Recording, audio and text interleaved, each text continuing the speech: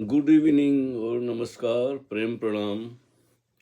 हमारे प्यारे मित्र हैं स्वामी अंतर्वर्तन उन्होंने प्रश्न भेजा है कि प्रणाम स्वामी जी, आजकल लोग यूट्यूब पर पोस्ट डालने के लिए ओशो का एआई फोटो लगा देते हैं, आर्टिफिशियल इंटेलिजेंस का फोटो लगा देते हैं, एआई एआई आवाज़ लगा देते हैं। शायद कॉपीराइट की वजह से मना, लेकिन रील को लंबी बनाने के लिए एक प्रश्न के साथ अलग अलग जगह पर या प्रश्नों के उत्तर में कहीं बात लगा देते हैं, बात लगा रहे हैं। अच्छा, और ओशो को सुनना ध्यान था, वह स्नान भी नहीं हो रहा, पर इससे केवल लोगों की जानकारी बढ़ रही है। समझ नहीं, ऐसा लगता है। आपका क्या विचार है? अब ऐसा है, जैसा हम बचपन से सुनते आए हैं कि आवश्यकता आविष्कार की जननी है। हमारी उम्र के, आपकी उम्र के लोग जानते हैं कि हम उस जमाने के थे जब टेलीफोन भी बहुत बड़ी बात हुआ करती थी। सभी के घर में टेलीफोन, हमारे घर में तो बिजली भी नहीं थी। बिजली की जगह क्या कहते हैं कि वो चिमनी और कंदिल, वो जमाना था केरोसिन का, लकड़ी पे, कोयले पे भोजन बनता था। उसके बाद फिर यहाँ तक की यात्रा जो है, हमने कितने आविष्कार होते देखे। फाउंटेन पेन से, और क्या बोलते, वो एक स्लेट होती थी जिसमें चाक से हम लिखते थे, सफ़ेद में काली स्लेट से। तो उस जमाने से लेके जमाने तक देखो तो जो तरक्की हुई है विज्ञान की वजह से, साइंसदानों की वजह से, वैज्ञानिकों की वजह से, शोध खोज निरंतर, कैसे सुविधापूर्ण हो मनुष्य का जीवन, कैसे कम से कम समय में ज़्यादा से ज़्यादा हम जी सकें, भोग सकें, सब कुछ शामिल है इसमें। अब एक ज़माना था जब कैसेट भी नहीं थी। हाँ, बहुत सारे ऐसे संत हुए हैं जिनकी कोई आवाज़ हमारे पास नहीं है, लिखा हुआ है। अब लिखे हुए में तो फेर बदल भी कर सकते हैं, ऑडियो में भी काट पीट करके जोड़ सकते हैं। भाई, जितनी टेक्नोलॉजिकल सुविधाएं बढ़ती है, उसके उसके कॉम्प्लिकेशन भी, उसकी मुश्किलें भी बढ़ जाती है साथ में।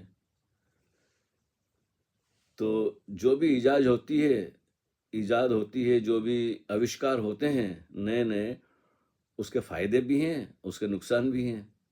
लाभ और हानि दोनों साथ साथ चलते हैं। अग्नि, ताप, ऊष्मा, गर्मी, ठंडी, मतलब जितने भी हमारे पास चारों तरफ हैं जीने के साधन, मुख्य तो वो हैं। बाकी ये तो लग्जरी है। आप जो बोल रहे हैं ये आर्टिफिशियल इंटेलिजेंस, ये तो बड़ी अल्टीमेट होना चाहिए कि लग्जरी का जमाना आ गया कि बिल्कुल हूबहू आप उसका लिप्लिका कहते हैं ना, डुप्लीकेट पैदा कर सकते हैं। तो मुझे भी हैरानी हुई, लेकिन पहले मैंने यहाँ कुछ लोगों के ऐसे ही सोचा नहीं था। मैं तो सोचा ये असली है, लेकिन बड़ा शक भी होता था, संदेह भी उठता था, क्योंकि वो बात ऐसी थी जैसे एलन मस्क हैं, वो दिखाई दे रहे हैं फेसबुक पे, और वो ऑफर कर रहे हैं कि भाई 200 रुपया या 250 पाउंड आप डाल दीजिए हमारे इस खाते में, और आपको हर महीने 30,000 पाउंड, ब्रिटिश पाउंड मतलब कहाँ 250 रुपये, कहाँ 30,000 रुपये, समझ लो ना, मतलब इतना गुना। फिर थोड़े दिन बाद टोनी ब्लेयर का आया, फिर किसी और का, ऐसे स्टारमर जो हैं यहाँ के प्रधानमंत्री। तो ऐसा लगता है सामने कि वो बोल रहा है, प्रधानमंत्री बोल रहा है, एलन मस्क जो बहुत मल्टी मिलियनायर, कितना है, बिलियनायर है, वो कह रहा है कि आप 250 रुपये जमा कीजिए, आपको 30,000 रुपये मिलेंगे महीने के। तो मुझे लगता है ये तो सरासर झूठ और धोखा, मतलब सच हो ही नहीं सकता। कौन देगा आपको, और किस लिए देगा सिर्फ एक महीने, हर महीने? तो खैर ना, लोग ऐसे होंगे जो आ गए होंगे इस चक्कर में, बेचारे ऐसे सीधे साधे लोग भी हैं, लेकिन मैं उन लोगों से नहीं हूँ कि कोई बोले 250 आप दे दो और 30,000 मिल जाएंगे, तो नहीं भाई। हाँ, वो सट्टा सट्टा लॉटरी वगैरह अलग चीज़ है, लेकिन ये तो पूरा फ्रॉड नजर आ रहा है कि प्राइम मिनिस्टर आके क्यों बोलेगा? पहली बात तो उसको क्या ज़रूरत है? वो फिर इस भाषा में बोलते हैं कि अभी नई स्कीम है वगैरह वगैरह। खैर, तो मुझे समझ गया कि आर्टिफिशियल है। फिर दूसरी और भी कई देखी, फिर ओशो की देखी मैंने, तो अच्छी बात है। स्वामी अंतर्वर्तन, आप शायद बहुत पुराने प्रवचन देखेंगे ओशो के, तो कई शुरू के क्रॉस मैदान के और कभी पाटकर हाल के, कहाँ कहाँ जहाँ माउंट आबू के या माथेरान के, अहमदाबाद के, जहाँ खुले में ओशो बैठते थे, तो कई जगह आवाज़ उनकी साफ नहीं आती है, शोरगुल भी आ जाता है, ये भी आ जाता है। वुडलैंड में जब प्रवचन देते थे ओशो, तो वुडलैंड में जहाँ उनका वो हाल था, लाइब्रेरी थी, जहाँ डाइनिंग इसको बोलते हैं कि जो बैठने की जगह होती है, तो वहाँ 20-25 लोग आ जाते थे, आराम से बैठ के प्रवचन सुन सकते थे। कभी ज़्यादा हो जाते, शुरू से में तो 10-12 लोग होते थे, लेकिन वो ट्रैफिक, वो बिल्डिंग जो थी वुडलैंड रोड के पास में थी, वो रोड भी पेडर रोड जो काफ़ी बिजी रोड है, अब तो और भी बिजी हो गया, उस ज़माने की बात कर रहा हूँ 70 की। तो कभी कभी हॉर्न की आवाज़, गाड़ियों की आवाज़ भी आ जाती थी, उनके प्रवचन के बीच बीच में सुनाई देती थी। तो फिर टेक्नोलॉजी विकसित हुई, वो आवाज़ साफ करने का कुछ तरीका मिला। तो खैर, बात कहने की ये थी कि अगर ऐसे प्रवचन हैं, ओशो के बहुत सारे ऑडियो प्रवचन हैं जिनकी आवाज़ ठीक ठाक नहीं है, तो अगर आर्टिफिशियल इंटेलिजेंस से उनकी आवाज़ को सुधारा जा सकता है, एकदम साफ और क्लियर किया जा सकता है, और अगर उसके साथ कोई वीडियो भी बना के ओशो की, ऐसा लगे कि ओशो सामने बैठे हैं बोल रहे हैं, तो बहुत अच्छी बात है। अभी जो नया नया मामला है, तो इतना पता चल जाता है कि ये आर्टिफिशियल है, एआई है, लेकिन मुझे लगता है बस 6-6 महीने में ही तकनीक इतनी क्लियर और साफ हो जाएगी कि आपको पता ही नहीं चलेगा कि मैं आपसे बोल रहा हूँ कि ये आर्टिफिशियल इंटेलिजेंस है, बिल्कुल हुबहू वो पैदा कर देते हैं। तो बात ये है कि आविष्कार है, अच्छा है, इसके फायदे भी हैं, नुकसान भी होंगे, लोग धोखाधड़ी में फंस भी जाएंगे। और आप जैसा कहते हैं कि ओशो को सुनना ध्यान था, वह स्नान भी नहीं। अब जिन लोगों ने, सन्यासियों ने, मित्रों ने, प्रेमियों ने, सारी दुनिया के लोगों की बात कर रहा हूँ मैं, सिर्फ भारत की नहीं, ओशो को सुना है सीधा आमने सामने, या उनके प्रवचन भी सुने हैं, वीडियो, ऑडियो, ओरिजिनल, उनको देखा है, तो वो बात अलग हो जाती है। वो जो उनकी लयबद्धता है, शब्दों के बीच में थोड़ा सा रुकना है, लेकिन उनके बोलने के ढंग में बहुत फर्क आया।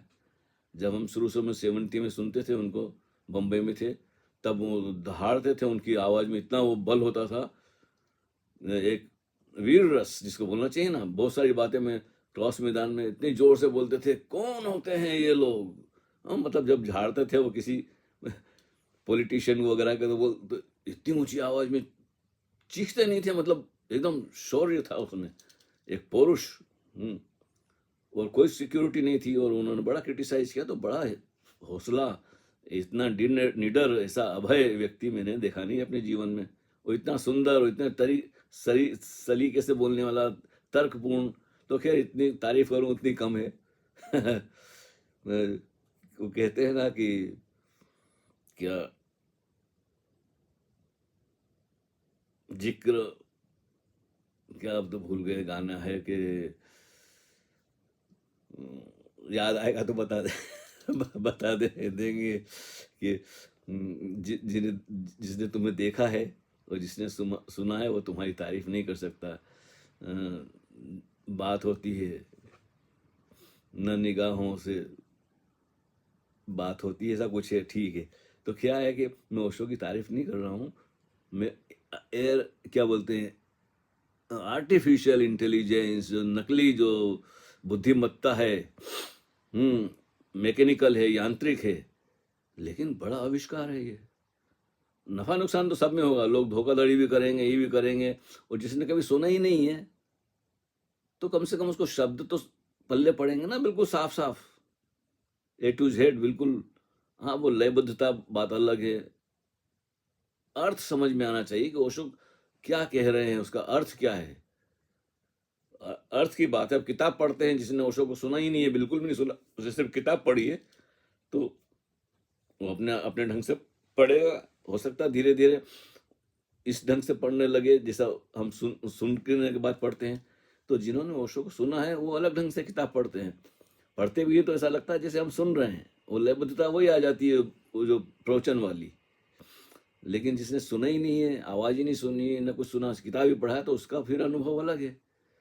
तो खैर, मुझे कोई आपत्ति नहीं है, लेकिन मुझे याद है अच्छी तरह से कि जब मैंने, अब 10-12 साल पुरानी बात है, 2014 की 15 की बातें हैं, 2-3 बार मुझे फेसबुक ने ब्लॉक कर दिया, क्योंकि मैंने ओशो की वीडियो कहीं से लेके मुझे जो पसंद थी वो मैंने शेयर कर दी, तो उन्होंने वार्निंग दे दी। और पहले तो फिर मुझे दूसरी बार मैंने शेयर किया तो मुझे महीने भर के लिए ब्लॉक कर दिया। तो जैसे तैसे फिर वो महीना पूरा हुआ और क्या हुआ पता नहीं, तो मैं समझ गया। फिर वो वार्निंग आती कि आप शेयर नहीं कर सकते, उनका ओशो का रियल फोटो है वो भी नहीं लगा सकते, ना मालूम क्या क्या पाबंदियां हैं। तो मैंने छोड़ दी। मैंने सोचा चलो हम अपनी तस्वीर लगाएंगे। वो तो सदगुरु के प्रति, ओशो के प्रति उनके साथ जिया है, उनको देखा है, पिया है, जिया है, सत्संग किया है इतने बरसों, तो बड़ा अंदर से बड़ा प्रेम भाव होता है। मतलब जिसको शब्दों में नहीं कह सकते, कि जी चाहता है कि उनको दिखाऊं, उनको शेयर करूं, उनकी आवाज़ लोगों तक पहुंचे। लेकिन अब कानूनी झंझटें भी तो है ना। वो अपने कारोबारी लोग हैं, वो बेचना चाहते हैं, तो उन्होंने अपने नियम बना दिए कि कोई कॉपीराइट वगैरह चक्कर था। तो मैंने भी जिद नहीं करी, मतलब क्यों पंगा लेना, लड़ना झगड़ना, वो हमारे कुछ जस्ती नहीं है बात। हाँ, आपस में लड़ना। ओशो का मैसेज पहुंचाना है, अपनी अपनी क्षमता के अनुसार आप बोल सकते हैं तो बोलें, लिख सकते हैं तो लिखें, नाच सकते हैं, नाच सकते हैं, गा सकते हैं, और नहीं कर सकते हैं तो ओशो का कोई पुराना प्रवचन जो बिल्कुल साफ ना हो, उनकी ऑडियो वगैरह, उसको साफ आवाज करके आर्टिफिशियल इंटेलिजेंस का वीडियो बना के डाल सकते हैं, तो अच्छी बात है। किसी न किसी सूरत में लोगों तक पहुंचनी चाहिए बात। जब ये टेप रिकॉर्डर, आवाज वगैरह कुछ नहीं था, 100 साल पहले समझ लीजिए, किसी के पास कुछ नहीं, सोचा ही नहीं था। टेलीग्राम करने जाते थे, टेलीग्राफ ऑफिस में लाइन लगाना पड़ता था। उस जमाने को देखिए और आज का जमाना देखिए, तब भी तो लोग नकल करते थे ना। किसी ने कुछ कलकत्ता में किसी को सुना है और वो आ जाता है बम्बई में, और बम्बई में वही बात करता है, तो हमें तो पता नहीं चलता बम्बई वालों को कि भाई वो कलकत्ता में किसी और से सुन के आया है। वो पता लगने में बड़ी देर लगती थी। जब मैंने अज्ञातवास में 74 की बात है, उसके पहले भी बम्बई में भी जहाँ जहाँ जहाँ आना जाना होता था, तो साधु संतों से मिलना होता था। कभी बाय चांस या जानबूझ के, हमने ऐसे भी खेल किए हैं कि जानबूझ के किसी साधु दिखाई दिया, उसको पकड़ लिया, बात करी, या उसने हमें रोक लिया, ये कौन है और ये क्या है और ये वगैरह वगैरह। तो तब हम देखते थे कि वो जब बात करते थे तो हमें पता था कि ओशो की नकल कर रहा है, लेकिन कभी स्वीकार नहीं करते थे कि मैंने ओशो को पढ़ा है या सुना है। बड़े बड़े आश्रमों में सभी नकल करते हैं, लेकिन उनको पकड़ वही सकते थे जिन्होंने ओशो को सुना है, ओशो को देखा है। तो ऐसे मैं कई आश्रमों में गया हूँ, अजमेर में मैं रहा हूँ, ऋषिकेश में, और हरिद्वार, और मैं न मालूम कहाँ कहाँ, जब तक कहते हैं कि बद्रीनाथ के रास्ते में, और न मालूम कहाँ भारत में भटका हूँ। कई आश्रमों की खाक छानी है, तो मैंने देखा है कि वो ओशो की किताबें भी पढ़ते हैं, वहीं से कहानी किस्से चुरा के, और तो और मुल्ला नसरुद्दीन को ले आते हैं। मतलब और मतलब आम जनता को क्या पता, जो साहित्य पढ़ते हैं, जिनको रुचि है, उनको पता चल जाता है, जिन्होंने अच्छी तरह से ओशो को सुना है, पढ़ा है। बाकी लोगों को नया व्यक्ति आता है, कोई छोटे मोटे गांव से, शहर से, जिन ओशो का नाम भी नहीं सुना, वो उनसे प्रभावित हो जाता है। अरे महाराज ने क्या बड़ी बात करी, कैसे कैसे उदाहरण महावीर के इधर के दिए। मैंने उन लोगों को रंगे हाथ पकड़ा है, लेकिन उनकी भी मजबूरी है, और अच्छी बात को हर कोई ग्रहण करना चाहता है और बांटना चाहता है। गलत बात वहां हो जाती है जब वो अपने नाम से मैं सारी बातें कहूँ ओशो की किताब पढ़ के, और फिर ओशो का नाम तक नहीं लूँ, तो ये बेईमानी है। जैसे मैं तो साफ ही कहता अपने बारे में, जो कुछ मेरे पास है सब ओशो से सुना, पढ़ा, जिया, कुछ अपने अनुभव से वो करता हूँ, तो मुझे तो सवाल ही नहीं है। ये मेरा है ही नहीं। जब मैं ओशो के पास आया था तब वो तो व्यक्ति ही कुछ और था, वो तो कहाँ गया भाई। तो ऐसा है कि खुशखबरी है, अच्छी बात है, लेकिन इसके दुरुपयोग भी होंगे, ये बात सही है। लेकिन ये टेक्निक धीरे धीरे और भी निखरेगी, तो आप भी सहयोग करें। हाँ, ये बात भी सही है कि कॉपीराइट उन्होंने काफ़ी लोगों को सताया है, लेकिन लोग ये बोला कि अब क्या करे, आदमी जब ओशो को सुनता है, ध्यान करता है, नाचता है, कुछ मतलब उसके अंदर एक ऐसी वो उठती है बांटने को। हालांकि बुद्धत्व को उपलब्ध नहीं हुआ, लेकिन थोड़ी सी भी झलक मिल जाए ध्यान की तो आदमी चाहता है मैं बांटूं। अच्छी चीज हर कोई बांट, हर कोई गाना गाना गाना चाहता है। देखो ना, रफ़ी को गाने वाले हैं, मुकेश को गाने वाले हैं, लेकिन कितना भी करो ओरिजिनल तो ओरिजिनल है। लेकिन कुछ लोग हैं वो बिल्कुल वैसा का वैसे ही गाते हैं, वाकई में मानना पड़ेगा, लेकिन फिर भी वो नकल है। अपनी चीज ओशो ने अपने ढंग से बात कही है। भले ही उन्होंने बुद्ध के ऊपर कृष्ण, महावीर, कबीर, नानक और न मालूम किस किस के ऊपर उन्होंने प्रवचन दिए, हजारों टॉपिक हैं उनके, लेकिन उनमें बात अपनी कही है, सूत्र उनके लिए, अर्थ अपने दिए हैं। साफ भी कह दिया था ओशो ने, उन दिनों साफ कह दिया था कि ये तो मेरे लिए खूंटियां हैं, मुझे कोई रुचि नहीं है बुद्ध में, महावीर में, कृष्ण में, इसमें उसमें, जितने नाम उन्होंने क्या। मैं अपनी बात कहना चाहता हूँ, लेकिन अपनी सीधी बात कहता हूँ तो लोगों को बल्ले नहीं पड़ती है, वो भाग जाते हैं। तो हिंदू आता है तो मैं गीता में बात करता हूँ तो उसको लगता है हाँ भाई हमारे बारे में बात हो रही है, हमारे भगवान कृष्ण के बारे में आती है। जैन आता है तो उसे लगता है कि भाई अरे महावीर, हम तो महावीर को मानते ही हैं, वो तो परम ज्ञानी हैं, केवल ज्ञान को उपलब्ध हुए व्यक्ति हैं। ओशो भी उसका समर्थन करते हैं, तो इस बहाने वो सुनने चला आता है। तो सभी कौमों के बारे में, चाहे वो हिंदू हो, मुसलमान, सिख, ईसाई वगैरह वगैरह, और कैपिटलिस्ट हो, पूंजीवादी हो, समाजवादी हो, सभी के लिए ओशो ने इधर उधर घूम फिर के और सभी को भी झाड़ा भी, सभी की आलोचना भी की है।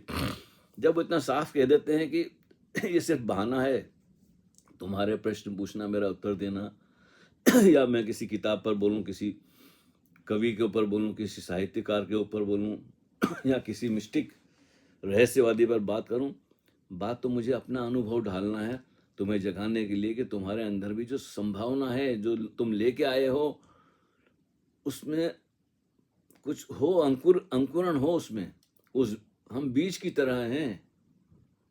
बड़ी प्यारी बात ओशो ने, एक पत्र मुझे अभी तक याद है जुबानी, उन जमाने में ओशो के पत्र भी बहुत पढ़ा करता था। तो था कि बीज ही बीज नहीं है, बीज ही बीज नहीं है, मनुष्य भी एक बीज है, और बीज ही फूल नहीं बनते, मनुष्य भी फूल बनते हैं, और धर्म मनुष्य के फूल बनने का विज्ञान है। तो अब धर्म से लोग गलत अर्थ भी ले सकते हैं, इसलिए मैं कभी कभी इसी पत्र को किसी को शेयर करता हूं तो धर्म की जगह ध्यान में कर देता हूं, धर्म को हटा देता हूं, क्योंकि धर्म से लोग गलत समझ लेंगे, वो इस्लाम को धर्म में शामिल कर लेंगे, ईसाइयत को, क्रिश्चियनिटी को धर्म में शामिल कर लेंगे। तो कुछ ऐसी बातें हैं जो उनका धर्म से कुछ लेना देना नहीं है, वो संप्रदाय हैं।